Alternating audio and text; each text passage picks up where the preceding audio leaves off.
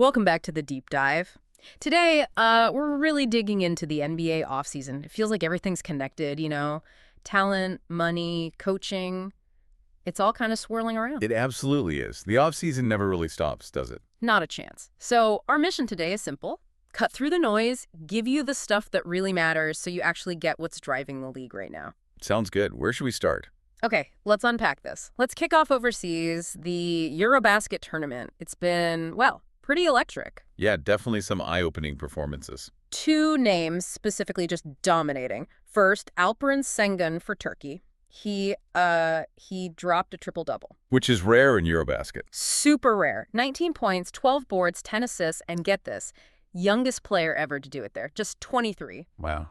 And his teammate, Furkan Korkmaz, he actually said Şengün is the best center he's ever played with. Better, he said, than Joel Embiid. Okay, hold on. Better than Embiid. Why? That's a massive statement. Right. So when you see a young guy do that triple-double, what parts of his game does that really highlight for you? What could that mean for, his NBA growth? Well, what's fascinating here is not just the numbers, right? That triple-doubles, sure, it grabs headlines. Yeah. But it shows this confidence, this versatility. Yeah. He's not just a back-to-the-basket big anymore. He's running the offense. Kind of becoming a hub, yeah. Yeah. And his defense, too. He had that game-winning steal against Serbia. That's a big step. Okay, yeah.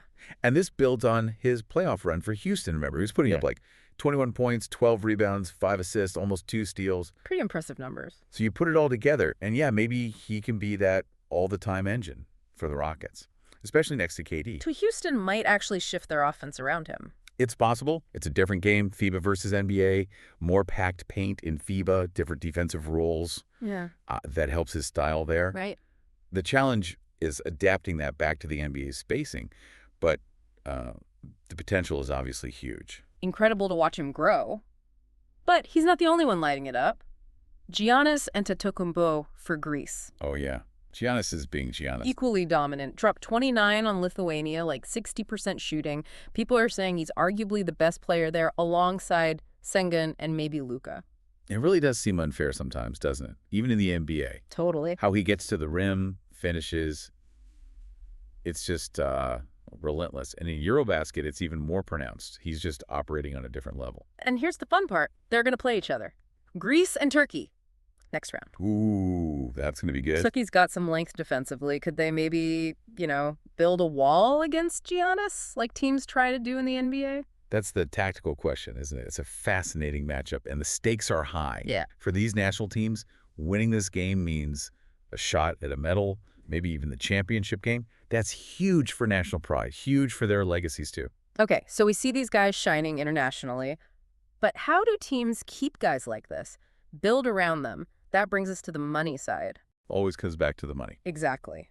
The contracts, the financial chess game. Josh Giddey just got paid 4 years, $100 million to stay with the Bulls. $100 million. Wow. Remember, they traded Caruso for him.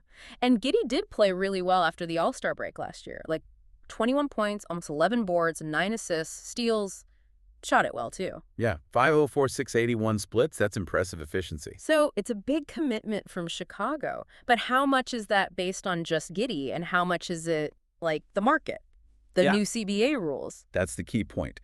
That number climbing from maybe 80 million to 88, now 100, it shows Chicago really wanted to keep him after giving up Caruso. Right, they had to justify the trade. But a deal like this, $100 million for a good starter, not necessarily a superstar under this new CBA, it tells you how expensive everyone is getting. That's usually that middle tier. Exactly. Those second apron penalties, they're brutal. They make it so hard for expensive teams to add or even keep guys like Giddey. It's supposed to create parity, maybe? But it forces some tough choices. Agonizing choices. It really changes how you manage assets, how you value that middle class of players. It's a huge shift. That makes sense. And Giddey's deal kind of makes you think about other teams, right? Like the Hornets. What does this mean for Brandon Miller's next contract down the line? Yeah, Charlotte could be looking at a similar situation with Miller. If he keeps growing, becomes an all-star. Max contract? Probably. Okay. But if his path looks more like, say, Jabari Smith's, Jabari got 5 years, $122 million. Good money, but not the max. Then the negotiation gets tricky for Charlotte. And Miller's skill set plays into that. Definitely. He can shoot. He's pretty fluid, fits different systems. That makes him valuable. Maybe more valuable to keep than someone less adaptable. Right. Again, that second apron. It just looms over everything for teams trying to keep good but not elite players. Yeah. Getting that Miller decision right, that could define Charlotte's future for years. Okay, staying on roster moves and money, some trade whispers involving the Sixers. Ooh. What's the latest there? Reports are saying Philly might look to trade Kelly Oubre and Andre Drummond. Both of them. Yeah, apparently the goal is to free up cash to sign Quentin Grimes. Both Oubre, $8 of 4M, and Drummond, $5, are on expiring deals. Okay, trading Drummond, that feels risky, especially with Embiid's injury history. You need a reliable backup center. That's what I was thinking, and some analysts are calling it a dumb idea for exactly that reason. And Oubre, he gives you scoring punch, versatility, plays the 2, 3, 4. He's a useful spark plug, losing both. For a team trying to contend, that weakens your depth significantly. But if they really think Grimes is the missing piece, is that gamble ever worth it? That's the high wire act GM's walk, right? You identify a target you think fits perfectly, but acquiring them might create other problems. It shows the pressure they're under. There was even a specific trade idea floated. Charlotte sending Pat Connaughton and Spencer Dinwiddie to Philly. Expiring deals mostly. Right. And Charlotte gets back Oubre, Drummond, and a protected first-round pick. Okay, now that makes sense for Charlotte. Yeah. Well, they get familiar faces back, potentially, add size, scoring. But the key is that pick. Yeah. A future first. That's gold for a team like Charlotte. Plus, Oubre could be insurance if Miller gets hurt. Exactly. Wing depth. And Drummond helps their rebounding, which they need.